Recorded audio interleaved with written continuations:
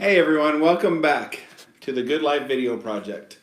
So, this is my wife Jamie, and we've been sitting here talking about our trips, and we were talking about the Sioux County trip. And so, Jamie, what was your favorite part about that trip?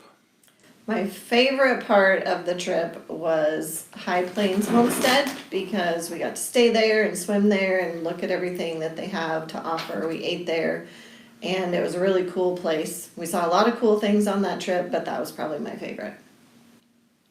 Well, before we reveal too much about the video, sit back, relax, and enjoy the show.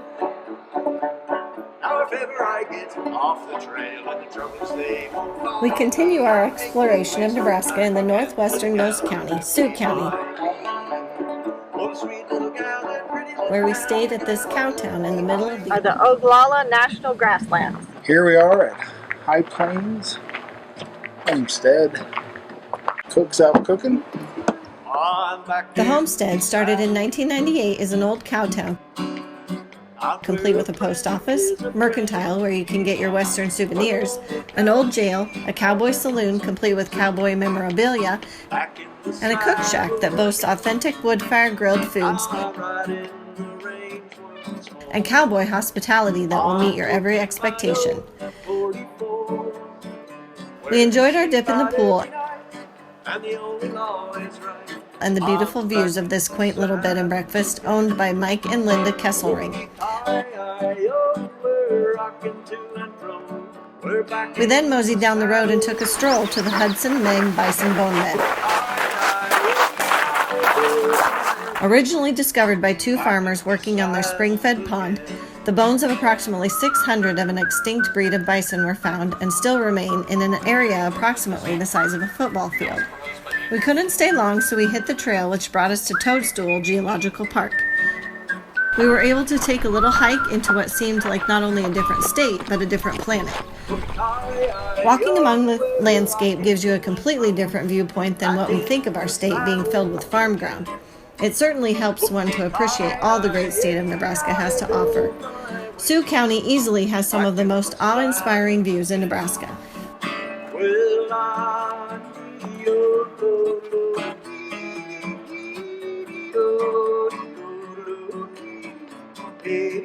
But once again, we had to hurry and hit the road on our way. Little did we know the landscape would change dramatically to what seemed like Colorado or Montana at Pants Butte Pass just before getting into Harrison. This quaint little place is the only town in Sioux County and is home to about 250 residents. Despite its small size, Harrison is a gem and worth your time to visit. We were invited to lunch. Welcome to the Harrison House Hotel. A 10-room bed and breakfast style hotel built by the railroad in 1886.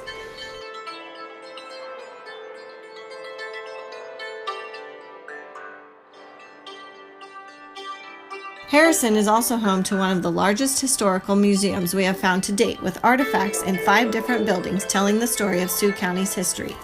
From the old schoolhouse to the sleigh, buggy, and horse-drawn hearse,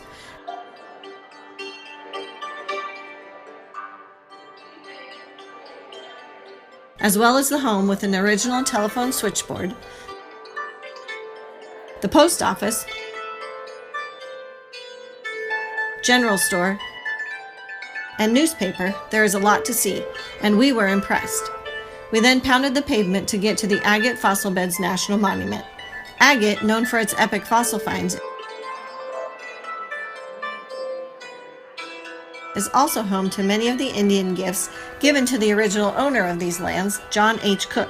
Cook, a good friend to the Lakota tribe and the great chief Red Cloud, was given a multitude of gifts, including original clothing worn by the chief and his bride, as well as clothes made for his children.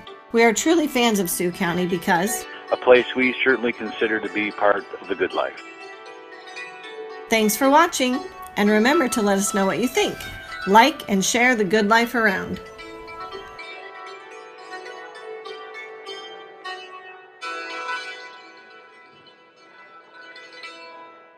Well, we hope you enjoyed that video.